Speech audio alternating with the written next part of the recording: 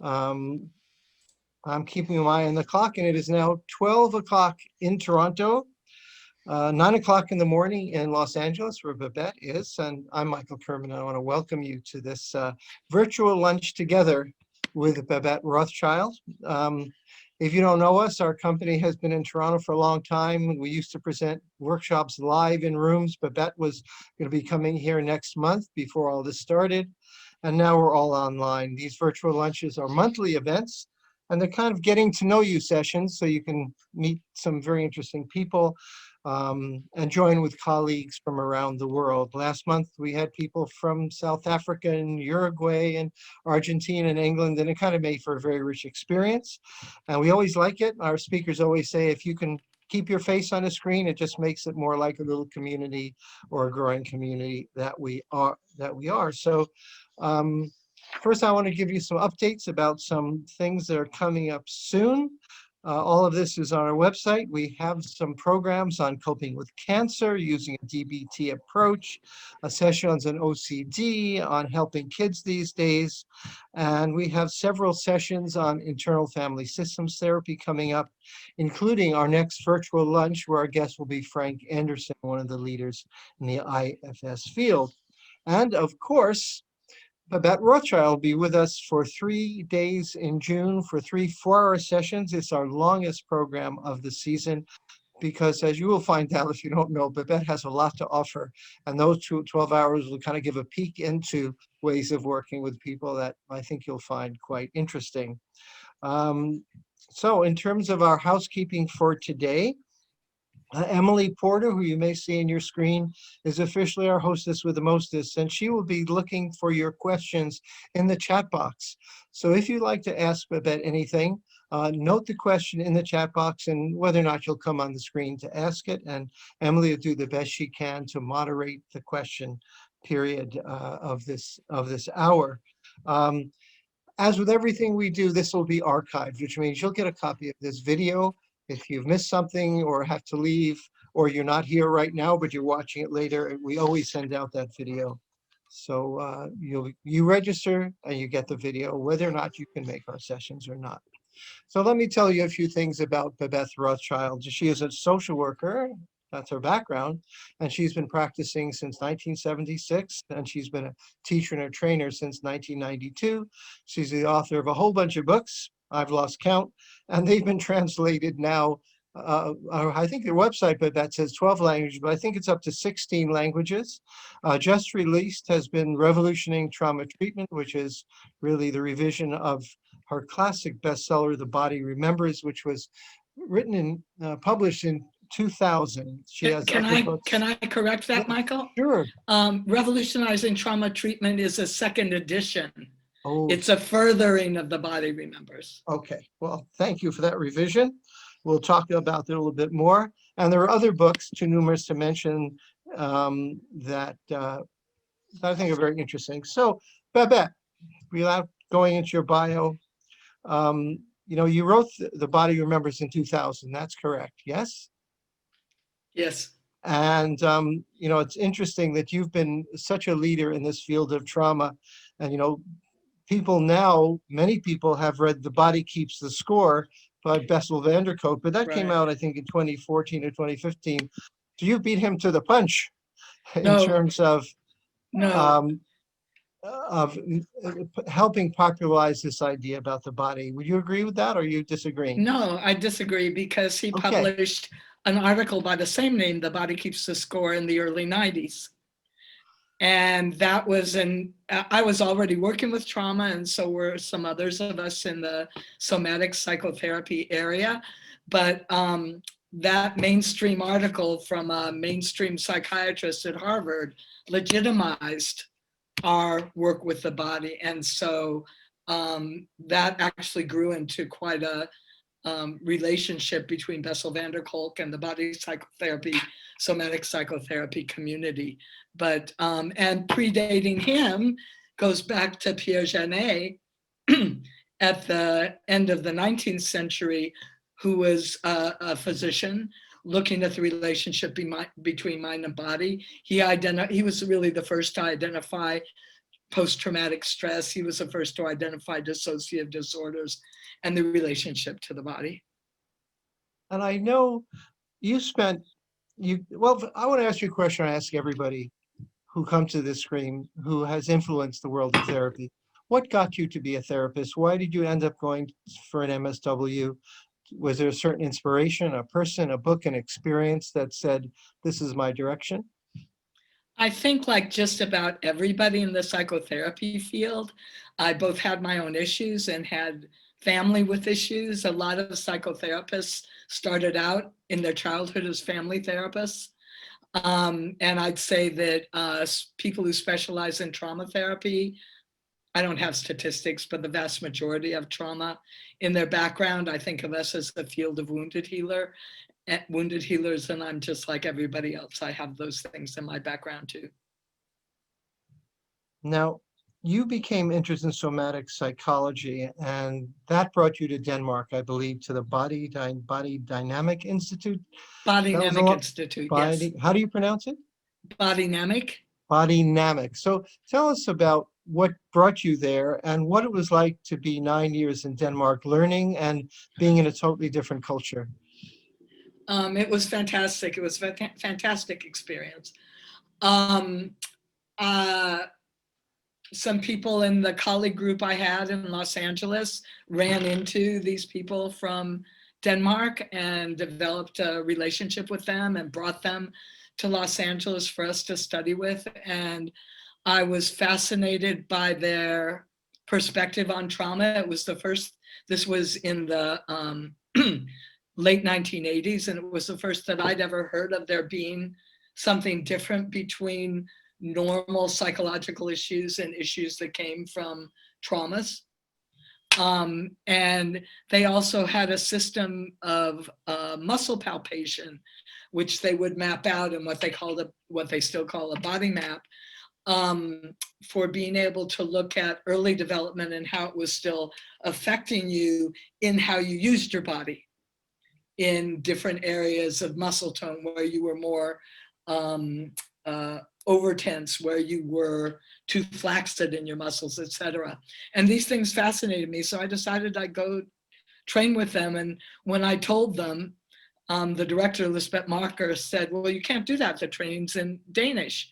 And I said, yeah, I know, I'll learn. And then she stepped back and looked at me for a minute and said, oh yes, I forgot it was you.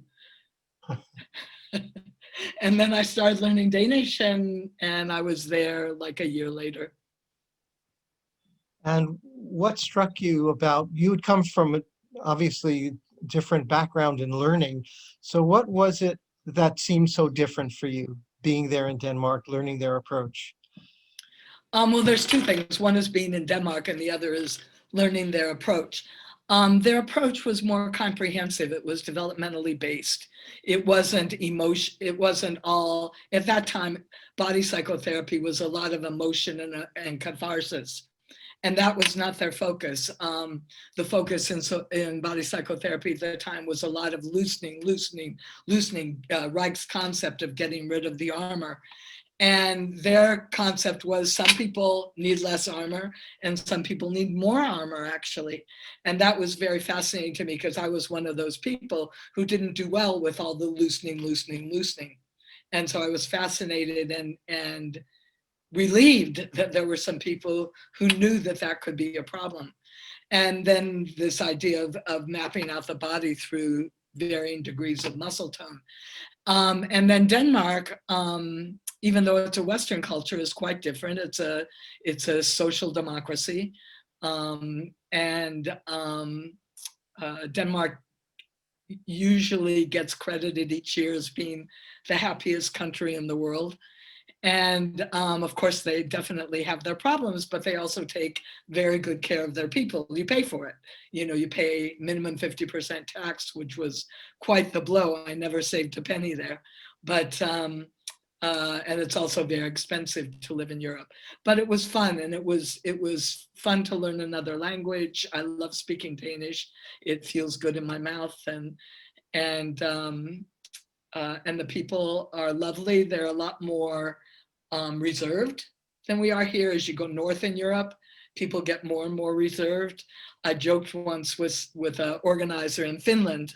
She asked me what I thought of the Finnish reserve, and I said, well, you know, as you go through Europe, you know, people get more and more reserved as you go north.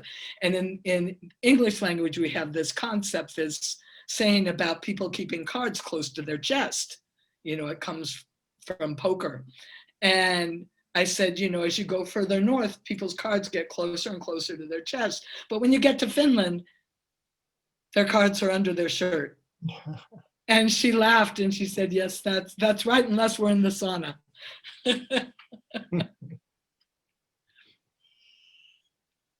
So after you learn and immerse yourself in this approach or in this way of thinking, what was it like coming back to California?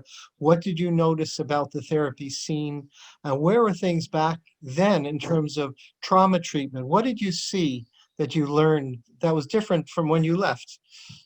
So there were several things. One, and the other thing I wanted to say about living in Europe is it's really good to be exposed to and immersed in other cultures so that you can be culturally aware when you're working with your clients who, even if they come from the same city as you, come from a different culture because their family will be a different culture, their network will be a different culture, et cetera. So anyway, coming back here in 1997, from 1988 to 1997, the psychotherapy scene changed. During that time, entered managed care. And people went from, when I left, my colleagues being primarily private practice to my colleagues being primarily on insurance panels. And that was a huge adjustment for me. That was one major thing. The therapy scene theoretically had progressed immensely, but I kept up with it.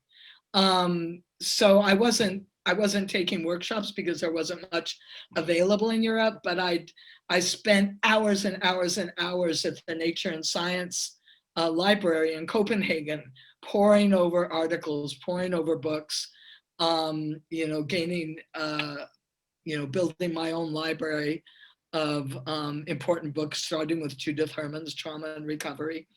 And so once I got back here, I started attending more workshops, doing a little bit more writing of articles, and taking that, integrating it into what I did, and then taking it back to Europe. Before I left Europe, I had a training schedule there already. And then when I moved back to LA, I kept going back there 3 times a year, giving training programs.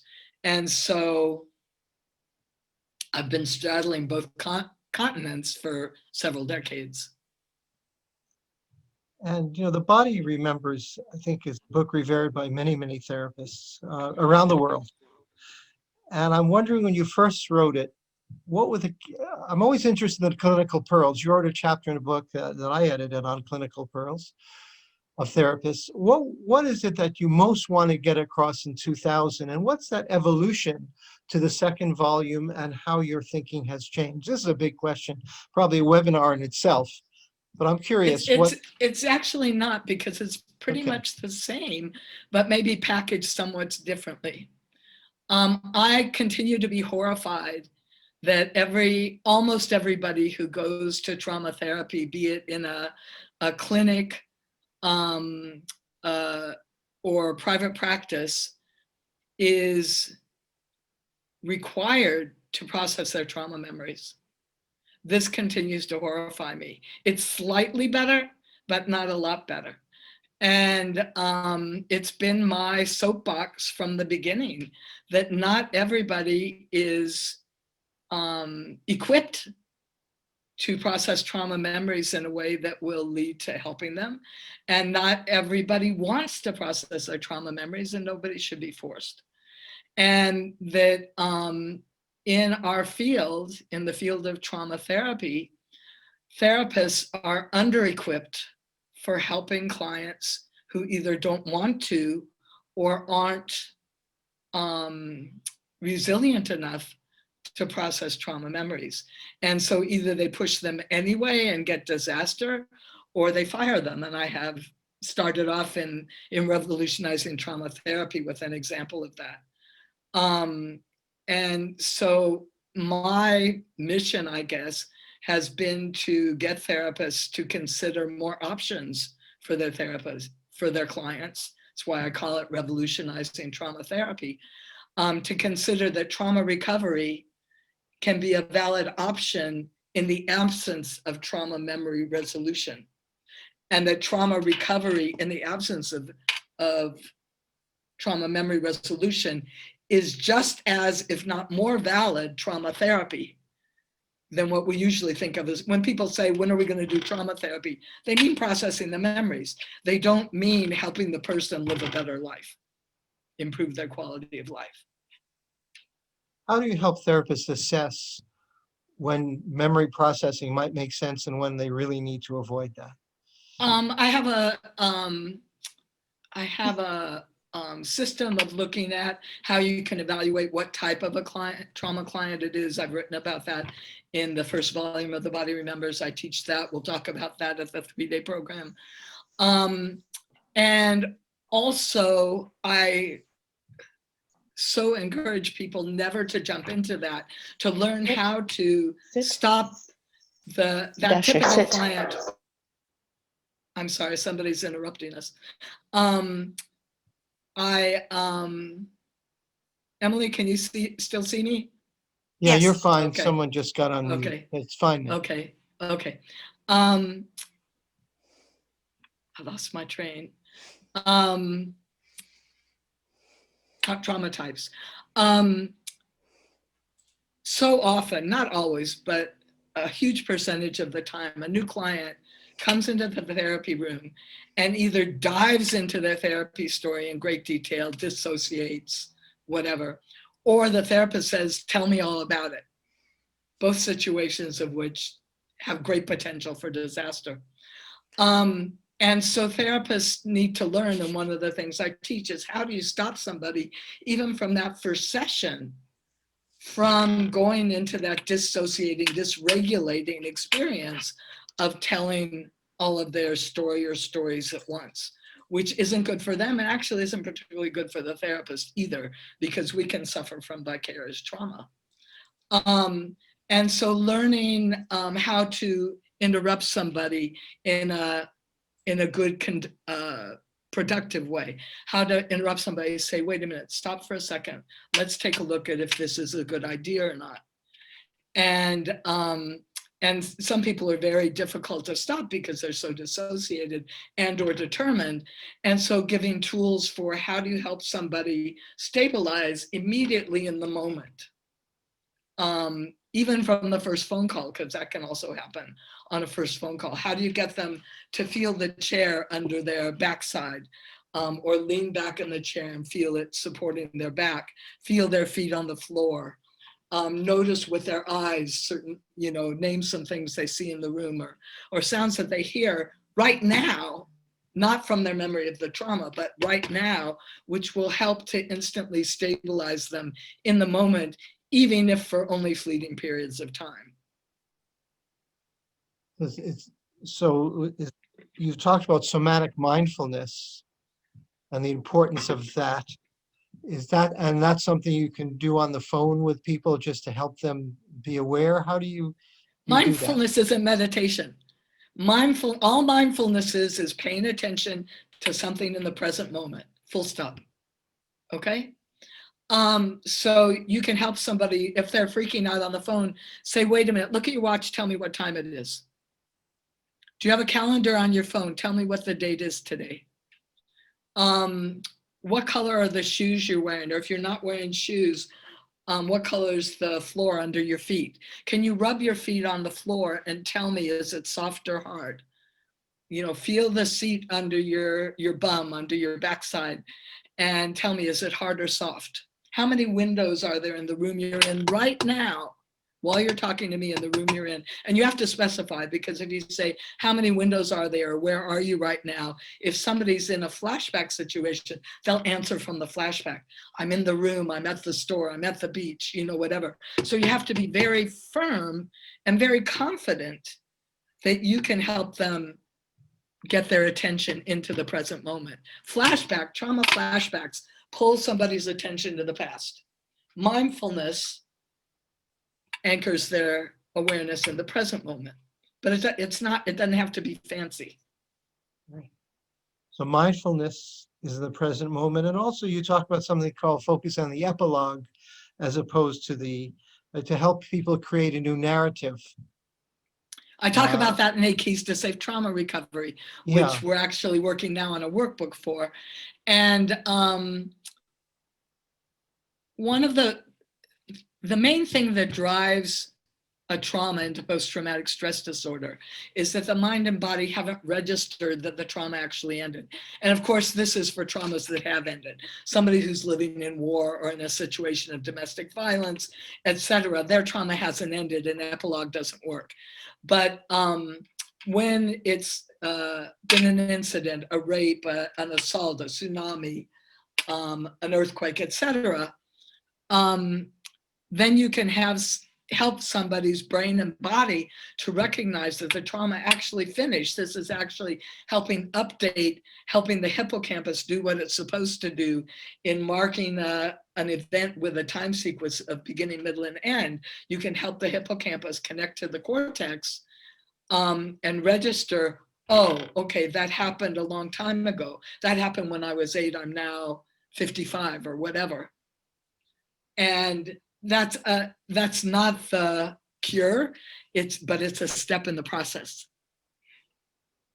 And then helping people, one of the most important things to do if you're helping people with flashbacks is to identify a flashback as a memory.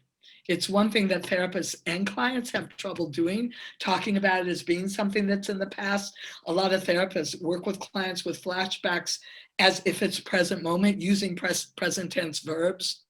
I'm at the beach, he's walking toward me, da, da, da, da, da. But that's not true, it's a memory. I was at the beach. I'm remembering I was at the beach.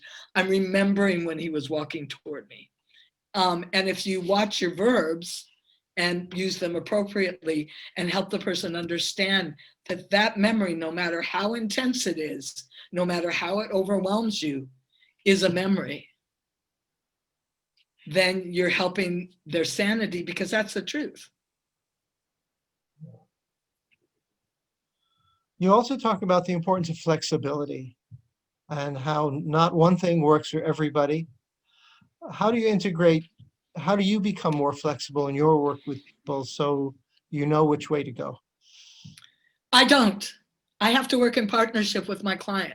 We have to figure that out together. A big mistake therapists make is taking over the client's agenda with their own agenda. And my agenda is what would help me, which may not help the client. So first of all, I believe very much in therapeutic partnership. And that means sharing my knowledge to the extent that the client can digest it. I don't want to give them a master's level program if they're either not interested or unable to integrate and conceptualize such things. But partnership for one. And the other, to make sure that I'm trained in a multitude of methods so that I can flex. I have a preface in the beginning of Revolutionizing Trauma Treatment on research bias and the evidence base. And I found several meta-studies in working on that preface. A meta-study is a study that looks at a lot of other studies and draws general conclusions. And I found several meta-studies that looked at outcome studies of all sorts of trauma therapies, all sorts, all the ones in the evidence base. And what they found was there is no method that stands above the others. All of them help some people, none of them help everybody. And no method helps more than 50% of people, which makes sense because if you look at our medications, particularly like antidepressants, no antidepressant works for more than 50% of people. But we have a problem here in the trauma field. If somebody's prescribed an antidepressant and it doesn't work, what do? The psychiatrist prescribes another antidepressant. If you're in trauma therapy and the one method the trauma therapist uses doesn't work for you, what does the therapist do? They tell you you're not trying hard enough. They tell you they can't help you. They tell you, whatever. The blame gets put on you. You're often, I won't say always by any means, but you're often not offered another route. And that's another thing that I think is just so problematic for our clients, we should first and foremost be helping them improve their quality of life. Yeah. Can I say one more thing? Sure, definitely. And don't forget the importance of the therapeutic relationship and the importance of people's networks and other resources that they have. Humans have been traumatized since the beginning of time.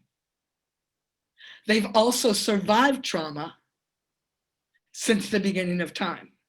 They've recovered from trauma so that we can be here today. If humans hadn't survived trauma, we wouldn't be here. And they have been able to survive trauma long before there was any such thing as a trauma therapist or a field of trauma studies. So how did they do that? They did that through their interactions with nature, through their faith, through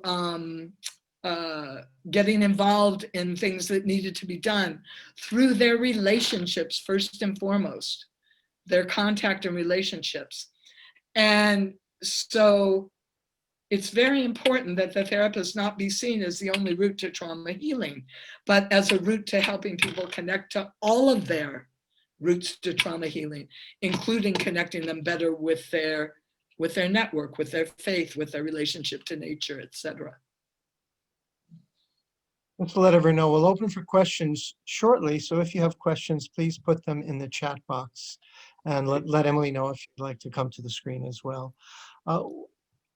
One of your contributions has been your chart of the autonomic nervous system that's been developed over the years. That's right by your side. I wonder if you could talk about your advances. You know, previously people talked about the parasympathetic and the sympathetic nerves, and now you have 6 categories. Tell us about this evolution and how it affects your therapy. Okay. Yeah, we started out with that 2 system. You know, for decades, we've just had the understanding of the sympathetic and the parasympathetic. And the sympathetic usually be thought of as having to do with stress and being non-desirable, and the parasympathetic having to do with rest and relaxation and being desirable. But as I was working with clients, as I was talking to my students, supervising people with their clients, I started realizing there's levels of parasympathetic arousal that are very undesirable. In fact, our freeze response, that collapsed freeze response, is a hyper arousal in the parasympathetic nervous system that looks like hypo. It's what we call hypoarousal, but it's really too much parasympathetic arousal on top of too much sympathetic arousal. We also thought of sympathetic as bad, but we need sympathetic arousal. There are a lot of good things we need to have our systems aroused to manage, meet deadlines, work in the garden, run races, and have sex. You can't have sex without sympathetic arousal. You can't have orgasm without sympathetic arousal. So it can be a really good thing too. So I thought this two-column system is inadequate. And then Steve Porges comes along with his understanding of the vagal nerve and proposes his polyvagal theory, and which I think has a lot to offer. I know a lot of people have adapted it exclusively. I'm a middle of the roader. I think there's a lot of things to be offered from the old understanding of sympathetic and parasympathetic, and I think there's lots to be offered from Porges's contribution. And I tried to put those together. And I also, for the purpose of the average trauma therapist, we don't need to know all of the science. We don't need to know about every part of the brain. We don't need to be neuroscientists to be trauma therapists, but we need to understand some of it. And what I think the most important application of understanding the autonomic nervous system is to be able to observe what different levels of arousal look like in the client. So you can know, when do you need to slow things down, stop things, interrupt, have them put their feet on the floor, tell you the time on their watch, etc. And when can you keep going? It's also very important for the therapist to use their mindful capacity to pay attention to autonomic arousal in themselves, because we can get equally debilitated if our arousal goes too high. And if we lose our ability to think clearly, our clients are in danger and we're in danger too. So that's the main application of this table. In fact, it says at the top what to look for. That's my emphasis, not to just understand the autonomic nervous system and its basics, but to know what to look for, so that you can always be modulating the session, modulating the level of arousal to keep your client from heading into territory where they lose their ability to think clearly and integrate what's going on, and where you could lose your ability to think clearly. Okay, thank you. One more question, then we'll open it up. Doing a 12-hour training for us, you've done a lot of trainings all around the world. You told me before you're doing one in England that's days long. What are the key things you want to get across to people in our training? What is it that they're going to learn, do you think? My main goals for this 3-part training are to, it sounds so arrogant, but influence the consideration of prioritizing quality of life over processing trauma memories, and to have a lot of tools that make that legit and make that helpful. And then also using those same tools to better modulate the therapy that you might do with processing trauma memories, so the client can manage it and digest and integrate. So let me give you a couple of examples here. It's so common that I hear from people, especially people who are in agencies where the amount of sessions are limited. You know, they get 6 sessions with a client or 10 sessions with a client. And often they come to me towards the end of that course of therapy and say, we only have 1 or 2 sessions left. How do I close down the client's memory, because we don't have time to process all of it? So for me, it's like, wait a minute, if you only have that many sessions, don't open Pandora's box in the first place, because it's very hard to close it again. But that doesn't mean you can't have plenty of tools for helping them improve their quality of life in a trauma, as we say, trauma-informed, in a trauma-informed way. In supervision and consultation, I get a lot of people also who have more sessions, they're in private practice or whatever, and the number of sessions doesn't matter, and they're processing trauma memories. The client's dissociating, they're having panic attacks, they're not able to do the homework, et cetera, et cetera. Well, wait a minute, those are red threads that point to perhaps the jumping into trauma memory processing was premature. And helping therapists understand that helping a client be stable and safe, first and foremost, whether or not they ever process trauma memories, is the very most important thing, because you help somebody be stable and safe and their life quality improves. The risk of that for some therapists is that sometimes a client gets stable and safe, they're able to control their flashbacks. These are things we talk about in those 3 days. They're able to control and stop their flashbacks. They're able to manage their panic attacks. They know how to better use their network, et cetera. And their life has improved so much, they don't want to process trauma memories. So what happens for the therapist where that's what most enriches them?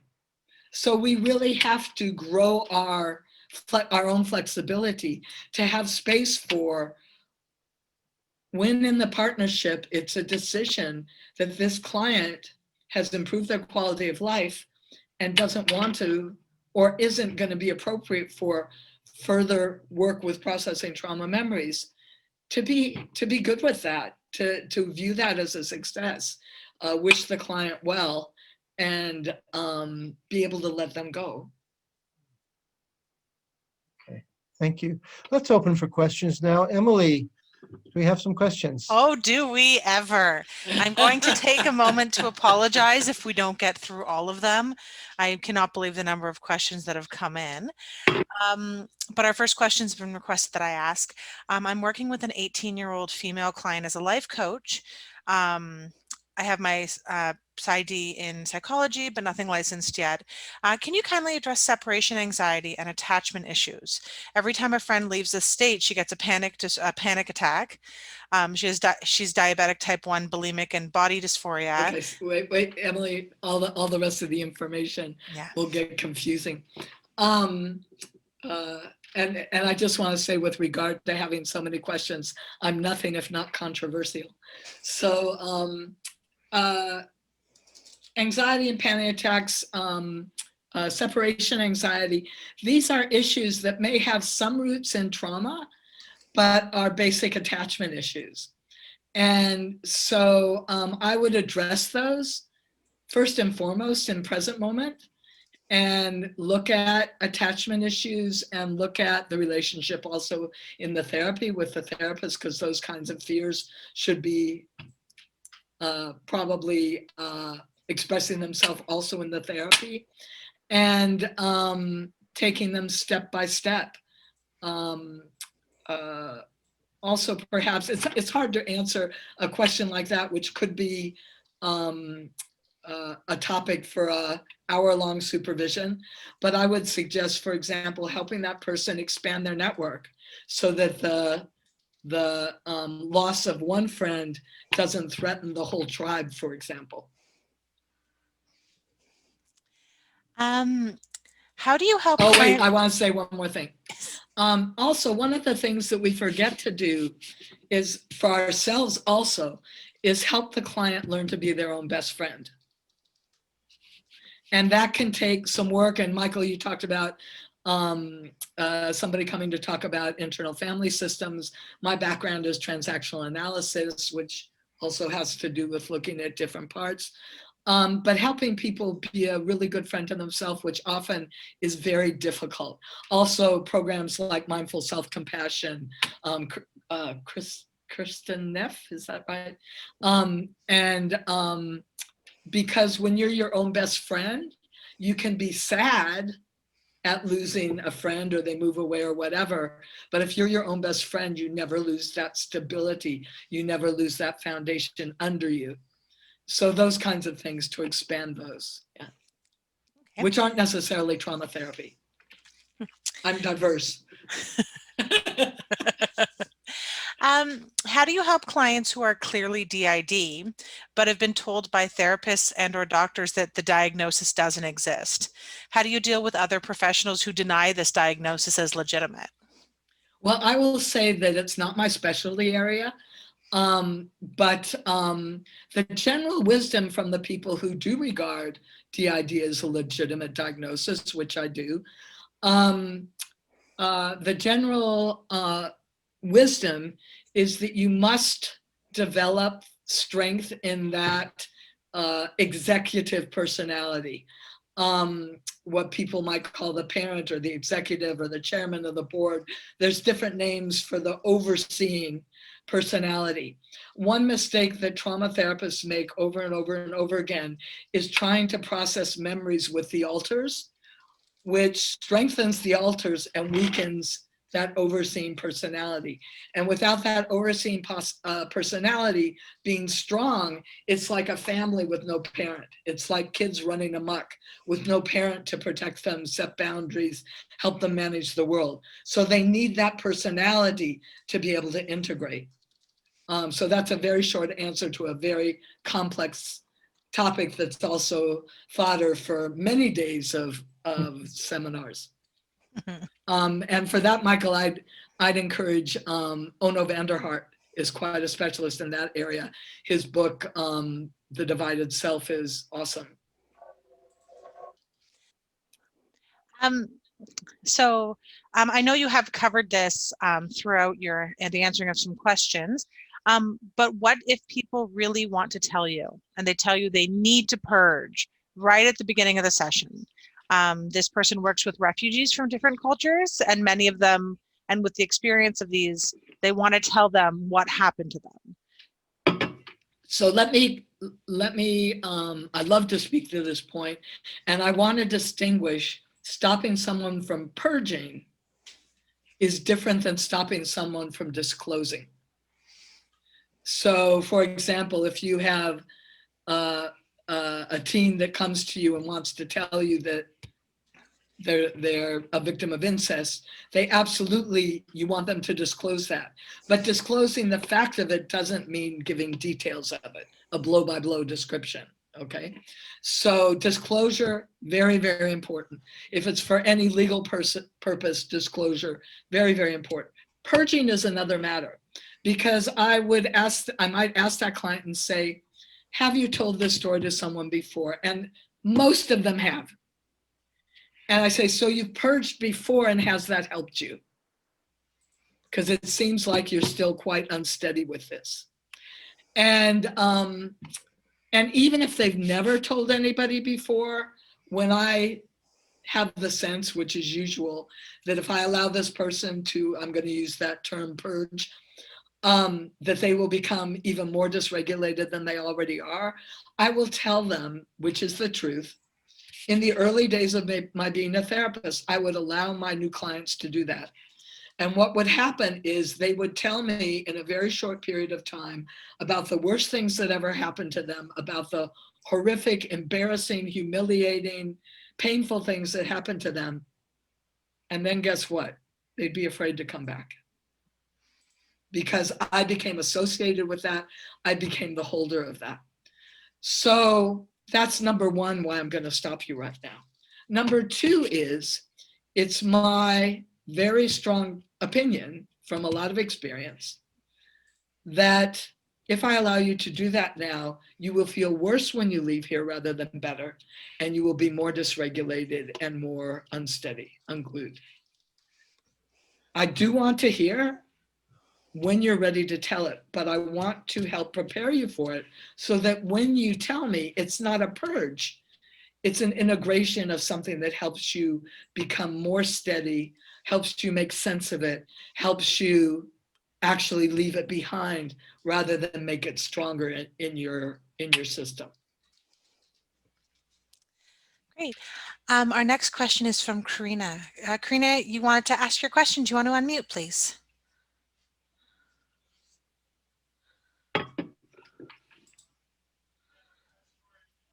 Or if she's not, go on to the next. Oh, there we are.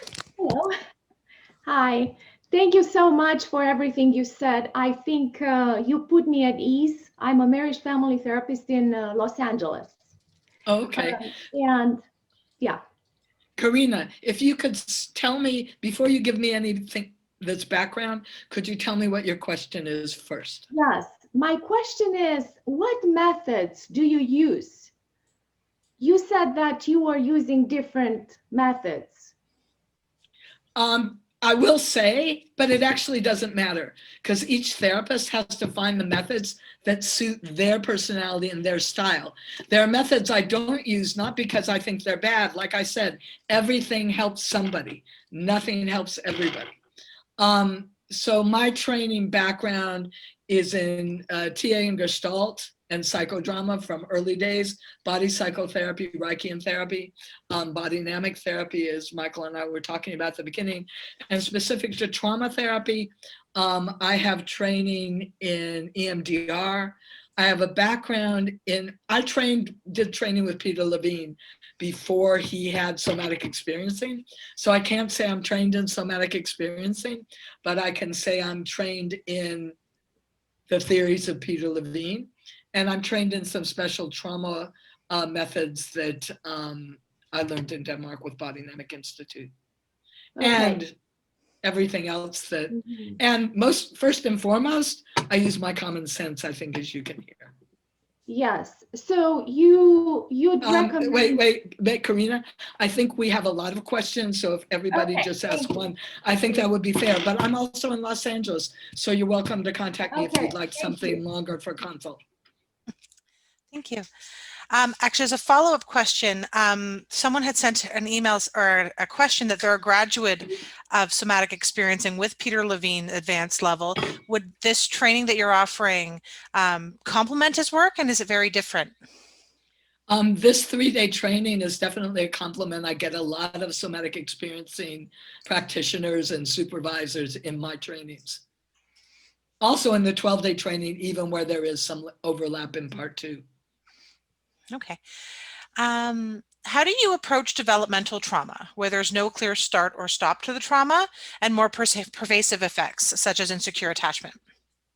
Stabilization, safety, and the therapeutic relationship, helping the client to build network and other relationships. I would regard it as an attachment therapy and not as a trauma therapy, at least for a long time. We've had a couple of questions about the book. Who was the author of The Divided Self?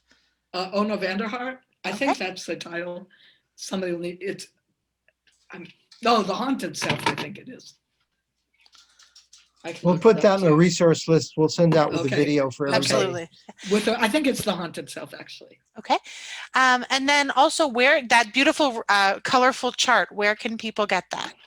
This chart is several places.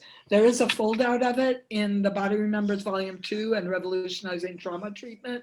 It's also available, as you can see, as a laminated card, which is super useful because you can write on it with a dry marker. Don't try with a permanent marker, but you can write on it with a dry marker and erase it so you can track with your client and then erase it. It's also available in a large size as a poster. But these are available on Amazon and from my publisher, W.W. Norton. Thank you. Could you talk about pre-verbal trauma? How do you identify it and how do you work with it? This is another situation where stabilization and safety is first and foremost important. And if someone is stable and safe and they want to work with a trauma that happened before they could talk, we can process that, but we have to process it with language. Because one of the reasons it didn't integrate at the time is because there wasn't language available. So I don't work non-verbally with people. I work with helping them apply language to memories of non-verbal experiences.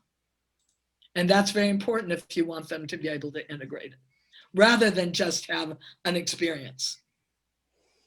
You know, in psychotherapy and body psychotherapy for decades, we've allowed people, encouraged people into, cathartic experiences that often weren't integrated because they were dissociated. They weren't present for it. They didn't have language to process it. And so without using language, we lose a lot and oftentimes can actually risk a re-traumatization. Emily, I see somebody with their hand out. Mm-hmm. Hand up, excuse me. Yeah, for sure. That's good. I can't pronounce the name. Shandell? Shandell.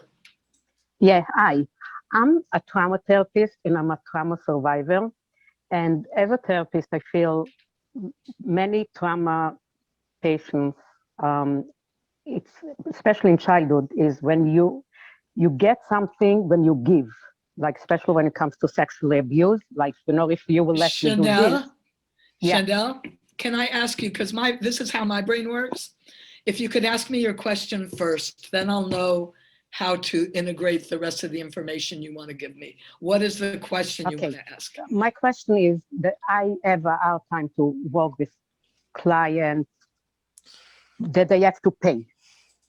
Because I feel healing happen when you have to give something for the unconditional acceptance and for, you know, the healing process. Okay, so here's my take on paying for therapy. You aren't paying for the caring, you're paying for the time. A therapist sells their time, they don't sell their caring. And So what every therapist does about that has to be individual. I can't tell you how to conduct your practice. But if I had a client coming to me that says, I don't want to pay you because that feels like what I had to do when I was a child, I'd say, but to be loved by my father, I'd say, that's not why you're paying here. You're not paying for my love. You're only paying for my time, for that time slot. Whether or not we develop a caring relationship, that will come out of how we spend the time together. Mhm. And how Okay, we click. thank you. Okay, you're welcome. Thank you. We have a question from Marika. Marika, did you want to unmute?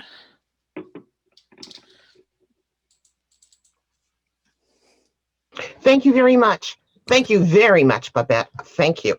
I'm an occupational therapist, psychotherapist. My question for you is, do you feel that there is less resilience these days because of the decrease in physical activity that so many of us had compared to 40 or 50 years ago? I don't know that I can have an opinion on that. I think it's an interesting hypothesis. You might want to do some research, write a paper. From my bodynamic background, the group in Denmark I trained with, I know that having increased muscle tone increases stability to some degree. And I'm even as I might not participate as much as I should, I'm a big believer in fitness and overall body health, including aerobic and muscle strength. And one of the things I talk about in most of my books, and we talk about in this 3 days, is the importance of muscle tone. But the answer to your question, I cannot give you. What I can tell you is that I do believe we put way too much emphasis on relaxing, and that there's a large portion of our population who actually become more anxious when they relax. I'll talk in more depth in the 3-day, but there's a condition, Emily, maybe you can write it into the chat, called relaxation-induced anxiety. Relaxation-induced anxiety. And so for people with PTSD, increasing muscle tone, not necessarily increasing activity, but increasing muscle tone can usually, though not always, be a benefit. Thank you. Sorry.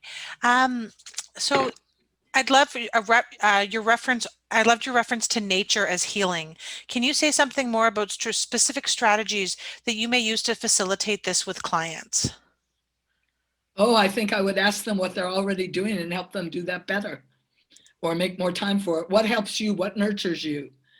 And I think the client who turns to nature for nurturing probably already knows, but just isn't able to or doesn't pay enough attention to giving enough credibility to it and giving enough time to it. It's an example of partnership and how anybody who's walking into your office has resources. The people who don't have any resources are on the back wards, but even they have some resources, including their insanity. But anybody walking into your office has resources. And I think part of our job is to help them identify their resources and do them better. And that's also appropriate when you have cultural differences. Years ago, when I was living in Denmark, I was supervising somebody who was doing volunteer work for Doctors Without Borders in Sierra Leone. And she was running groups for women who had suffered horrific rapes as part of the troubles they were having there. And she said, I wanted them to, express their emotions and talk about their traumas, but all they want to do is help each other get on with it and encourage each other to get on with it. And even years ago, before the theories I had, I turned on my common sense and I said, well, then they already know how to deal with trauma. Talk with them about how their culture manages adversity and help them do it better. So, and that's just sort of a general thing. And another book to make you aware of is Crazy Like Us, by Ethan Waters with 2 T's, and his book on the cultural disrespect that Western psychology has for the third world is quite stunning and very helpful to pay attention to. Thank you. Oh no. There was somebody else who had their yes, hand up. Kathy's here and she has her hand up. Hi, good morning. Thank you. Good morning. My question is, I'd like an additional resource to assist me with the sexual response cycle and the autonomic nervous system because of, how the sympathetic and parasympathetic nervous system is involved in arousal and orgasm. I just, because I work with sexual assault survivors, and that's a huge issue. I'd say that that's not my area of expertise, so I'm afraid I'm going to disappoint you. I don't have resources at hand for that. I do for the autonomic nervous system in general and how that expresses in the trauma response, but not specifically in the sexual response. Okay. And I don't know if there are, but you might, if you don't have it already, either get the Body Remembers Volume 2 or the paperback Revolutionizing Trauma Therapy and read Chapter 2, where I go over and explain this table in great depth and how to utilize it. Okay, thank you. All right, thank you. So you've written so many books over the years. How has your writing changed over the years, and what advice do you give to other therapists who want to write books? Oh, by the way, I love being a mentor. I have sort of a sign line, mentoring aspiring authors. I don't know that my writing has changed because the feedback I generally get is that I write like I talk, and how I talk hasn't really changed either, maybe more informed, hopefully a little more humble, but and more informed from my own experience. I think I'm more in Revolutionizing Trauma Therapy. I've written more about myself, had more disclosure because I'm more comfortable with that. At 72 and with 6 books already out there, I don't care as much as I used to if somebody disagrees with me. In fact, in Revolutionizing Trauma Treatment, I've said very clearly how important disagreement is for the evolution and growth of any field of study. So I expect people to disagree, and I welcome that. All any of us have our opinions, but I said that also in the first book. But I can stand by it more and more comfortably that I get paid for my opinion. I don't get paid to be right. Well, I'm sorry to tell everyone, I think our time is up for today. So a few things. First, Michael, can I just ask, is it possible we can go over a minute? Because Karen's had her hand up for a long time. Okay, we'll do that. We have another, unfortunately, webinar coming up soon. So let's go over a little bit. And we have a little closing ritual we'll also do, but let Karen ask the question, Emily, and then we'll finish. Karen? Hi, Karen. Hi, I'll try to be quick. So how do you work with a very strong, powerful inner bully?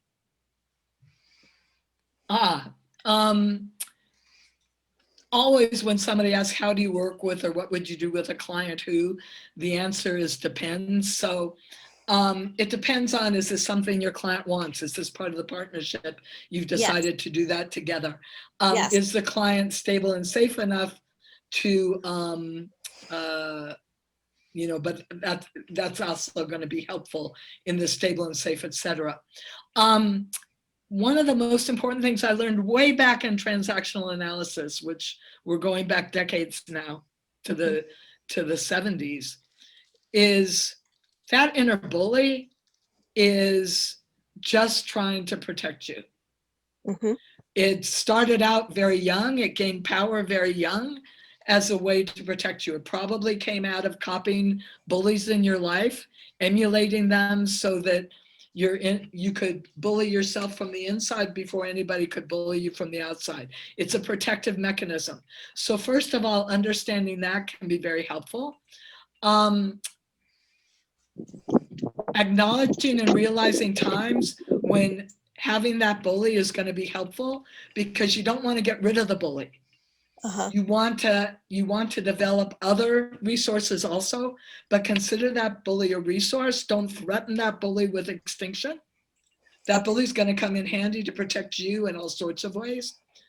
But gain other strengths in the personality, other resources, other ways of managing situations and talking to oneself, and let the bully know that they're still going to have a place, and that you want them to have a place that helps. I would say to my inner bully, I want you to have a place that helps you and helps me and helps us all the time, rather than sometimes risking that it could hurt. So let's work together to see how we can do that and develop an internal partnership. Okay. Yeah, thank you. And also for something like that, the mindful self-compassion can be very helpful, as long as the internal bully knows that they're not going to be replaced. That message is very clear. Okay, got That's it. so Yeah. important. Yeah. Any bully, inner bully that thinks they're going to be replaced is only going to get stronger and more vicious, because they're going to get scared. Yeah. Good. And you have to consider that that's a scared little person trying to be a big person. Right. Yeah. Great. Thank you. You're welcome. Okay, Michael, back to you. Well, we're just about to close. I just want to say a few things. First, and we're going to send everyone this video, the mention of any resource, those books, those resources, and anyone who's signing up for this also is eligible for a discount to attend your program, Babette. We'll send that all in a message to everybody.